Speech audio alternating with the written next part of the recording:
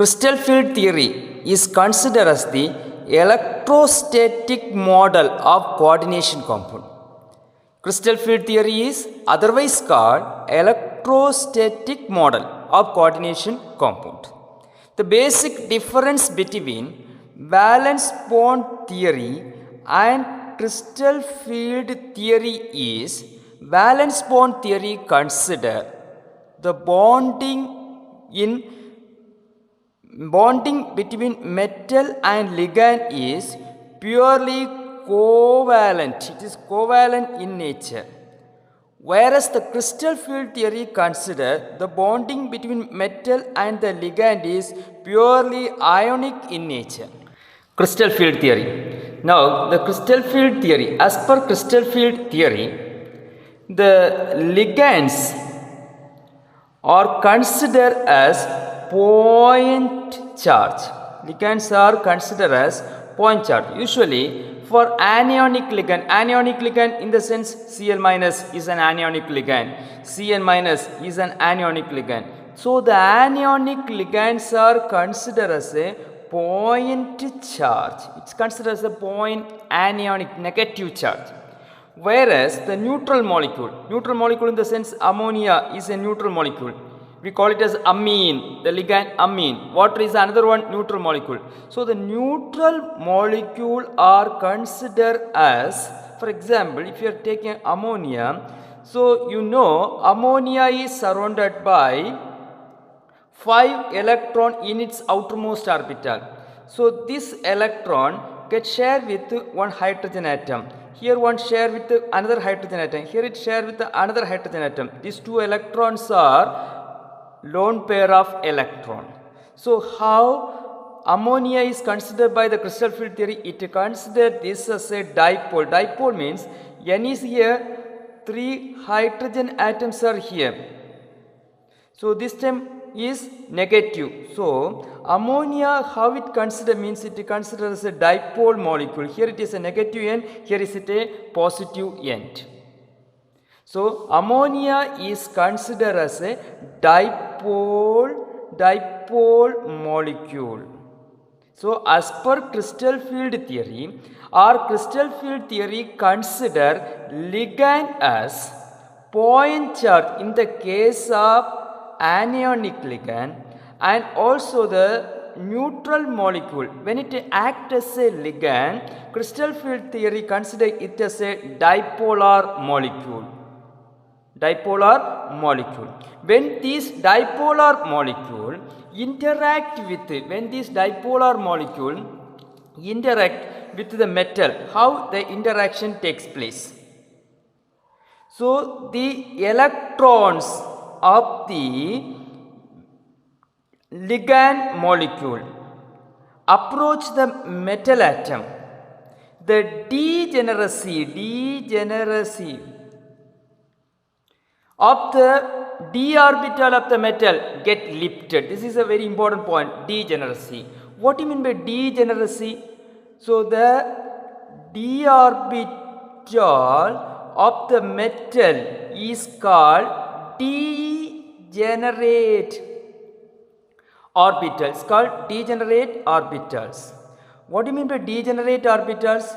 Degenerate orbital means the orbitals with equal energy or orbital with same energy. For example, you know d orbital having 5 orbitals, that is dxy, dyz, dzx, dx square minus y square, dz square. These are the 5 d orbitals. These 5 d orbitals are called degenerate orbitals. Degenerate means they are having equal energy. For example, so the d orbital 1, 2, 3, 4, 5 orbitals. Suppose if the d orbital having only one electron, where this electron goes? You know, electrons are entering inside the atomic orbital based on energy. That means the first it will goes to the lower energy orbital. Here all the 5 orbitals are having equal energy. Therefore, this one electron can enter any one of these 5 orbitals. That is called degenerate orbitals. So, when the ligand approach the metal atom, as per crystal field theory, the degeneracy lifted. Why the degeneracy lifted? Because the ligands having electron. This ligand having electrons. The metal atom also having electrons. The electrons of ligand interact with the electrons of metal. Electron-electron interaction means actually repulsion. Because of the repulsion, the 5 degenerate orbital. So, the 5 degenerate orbitals of the d orbital now split into 2 half. Split into 2. This we call it as crystal field splitting. So, actually among these dyz, dxx, dx square, xy, dx square minus y square and dz square orbital. So, there are it can be classified into 2, that is dxy, dyz, dzx having almost equal orientation. They are called T2g orbital. They are called T2g orbital, and dx square minus y square and dz square, they are oriented along the axis and they are considered as Eg orbital. So, these T2g and Eg are spectroscopic terms. They are the spectroscopic terms. Now, because of the influence of ligand, so the d orbital now split into T2g level and Eg level. It split into 2. This we call it as crystal field splitting. The energy difference between T2g level and Eg level is called crystal field splitting energy. Usually the crystal field splitting, the d orbital splitting is normally represented by the word delta. So, we are having two geometry, that is tetrahedral geometry as well as octahedral geometry. Crystal field splitting in the case of octahedral geometry is represented by del O. Del O means this O indicate octahedral geometry. Similarly, the crystal field splitting in tetrahedral geometry is represented by del T. So, crystal field splitting is normally represented by the term delta.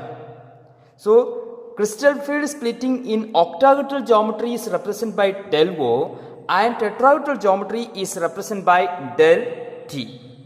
So, now we are going to discuss something about crystal field splitting in octahedral geometry. Octahedral geometry. So, we know that there are 5 d orbital. What are they? dxy, dyz, dzx, dx square minus y square and dz square. These are the 5 d orbitals.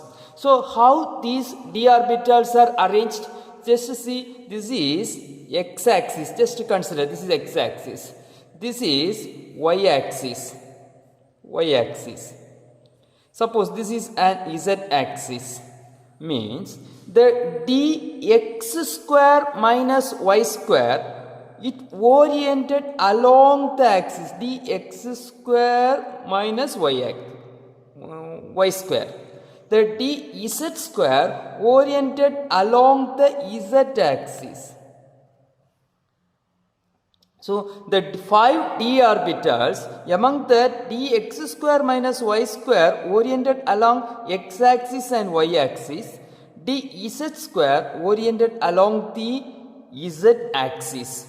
Whereas where the dxy orbitals, so dxy orbital, for example, this is x axis, this is y axis, means dxy orbital oriented between x axis and y axis. So, if it is z So the YZ, where it oriented? It between y-axis and z-axis. This is the way the orbitals are oriented. Now we are considering the octahedral geometry. So octahedral geometry means we know that there are 6 ligands are present. So how the 6 ligands are? The 6 ligands are, so just to see, this is x-axis, this is y-axis, this is z-axis. So y, z, x. So in octahedral geometry, so now we are considering crystal field splitting in octahedral geometry. The octahedral geometry, there are 6 ligands are present. Where the 6 ligands are present? In this x-axis, ligand 1, here ligand 2 is present, here ligand 3 is present, ligand 4 is present, ligand 5 is present, ligand 6 is present. That means in octahedral geometry, the ligands are oriented along the axis. So when the ligands approach the metal atom, the electrons in the ligand repel with the electrons of the metal. But we know that among the 5 d orbital, only dx square minus y square and dz square orbitals are oriented along the axis. Therefore, that orbitals experiences more repulsion than that of dxy, dyz, dzx. So how the d orbital will split? The degenerate d orbital now split into 2 halves. How the dxy, dyz, dzx experiences lower energy, and dx square minus y square and dz square experiences higher energy. So dxy, dyz, dzx is called T2G level and EG level. So thus in octahedral geometry, the crystal field splitting takes place. That is, T2G level goes to down. That means energy with lower energy, and EG orbital having energy higher energy. This gap or the energy difference between T2G level and EG level is called crystal field splitting energy. This crystal field splitting energy will be more or less, that depends on ligands. So based on the splitting ability of the ligand, based on the influence of ligands, the ligands are arranged in the increasing order. That we call it as spectrochemical series, that we already studied, spectrochemical series. So in the spectrochemical series, the ligands up to water are weak field ligand. The ligand beyond water is called strong field ligand. Weak field ligand made little splitting, whereas the strong field ligands, the splitting will be more. Whereas in the case of tetrahedral geometry, the crystal field splitting is just reversed. That is, T2G level goes to higher and EG level comes to lower. If the d orbital is having only one electron, that is d1. So d1 means where the electron goes in the ground state, the electron goes to any one of the 5 orbital, because it goes here, just to see that. But after crystal field splitting, where the electron goes, so it will goes to, of course, no other doubt, it will goes to T2G level. So the electronic configuration can be written like this: T2G1 Eg0. Suppose if the d orbital having 2 electron, where the electron goes, the second electron goes here, any one of these 5, because in ground state, no problem. But after splitting, no doubt it will goes to the next level. As per Kunz rule, it will goes to the next level. Suppose if d3 means 3 electron, means the third electron goes here, and the electronic configuration will be T2G3 Eg0.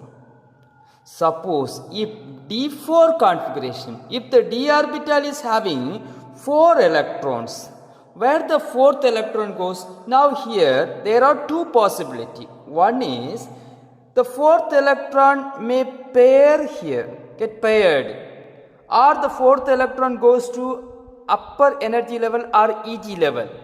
There are two possibilities are there. Which one takes place? That depends on pairing energy. Pairing energy as well as depends on crystal field splitting energy. Suppose if the pairing energy is more than that crystal field splitting energy, which energy is more? Pairing. Pairing energy is more, no pairing takes place. Automatically the fourth electron goes to upper energy level. Fourth electron goes to upper energy level. Here it will goes.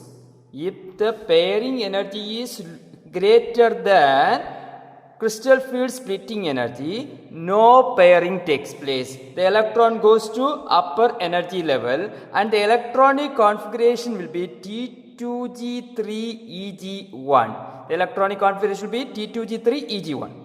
Suppose if the pairing energy is less than the crystal field splitting energy, automatically the fourth electron gets paired and the electronic configuration will be T2G4Eg0. So if the pairing energy is low, pairing of electron takes place, and if the pairing energy is high, no pairing takes place. If the pairing energy is more, no pairing takes place. So no pairing takes place and the ligands are considered as weak field ligand. So if the pairing energy is more, no pairing takes place and the ligands are considered as weak field ligand. And if the pairing energy is low, then the ligands are considered as strong field ligand. The strong field ligands are otherwise called low spin complexes. So how the crystal field theory explains color of the coordination compound? That means most of the coordination compound are color. So if the d orbital having unpaired electron, for example, if it is having d1, d2, d3, d4, whatever may be, if it is having some unpaired electron, so suppose we will consider d1 state, here one electron is present. When it observes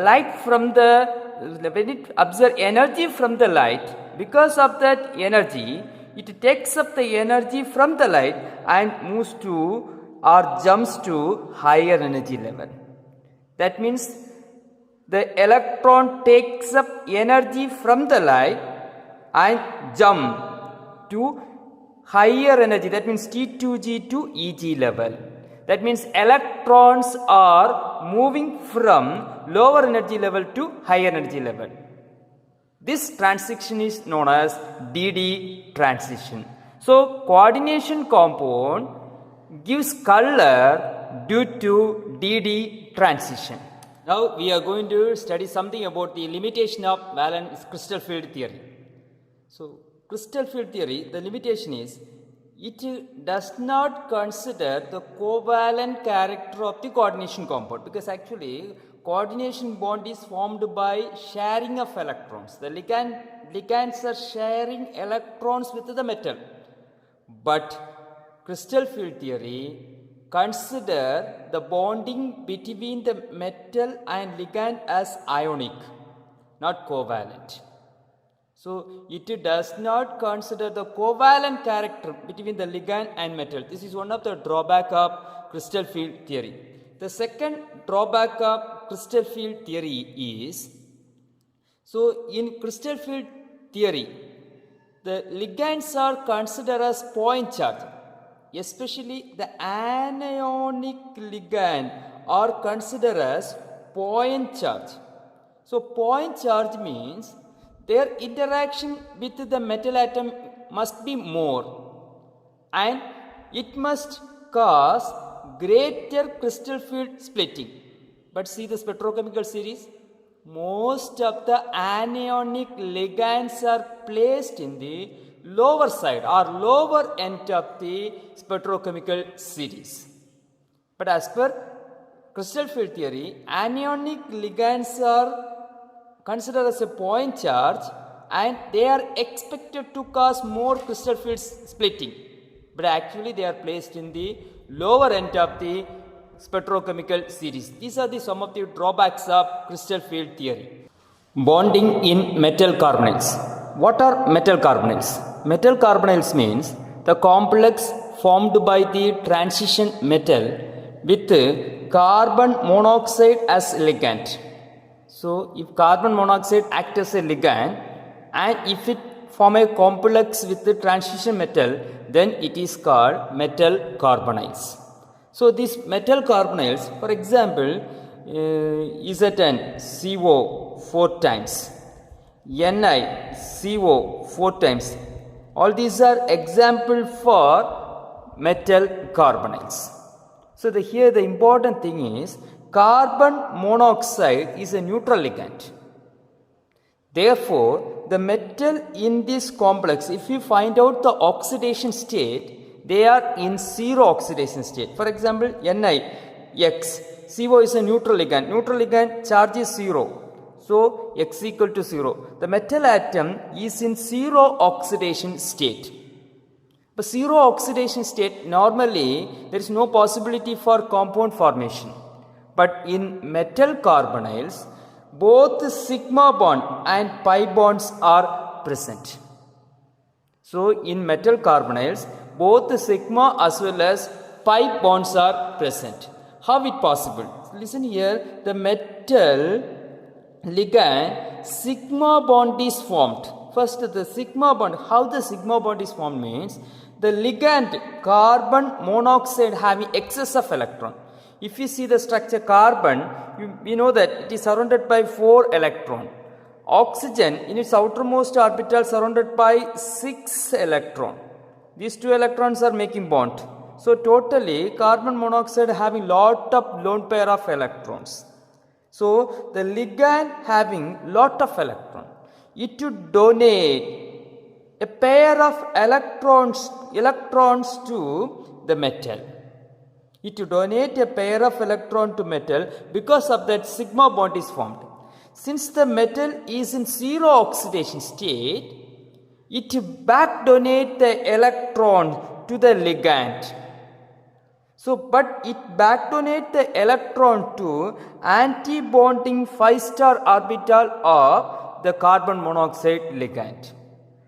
So because of the back donation, the pi bond is formed. So here the stability, how the stability is made means ligand donate a pair of electron to metal.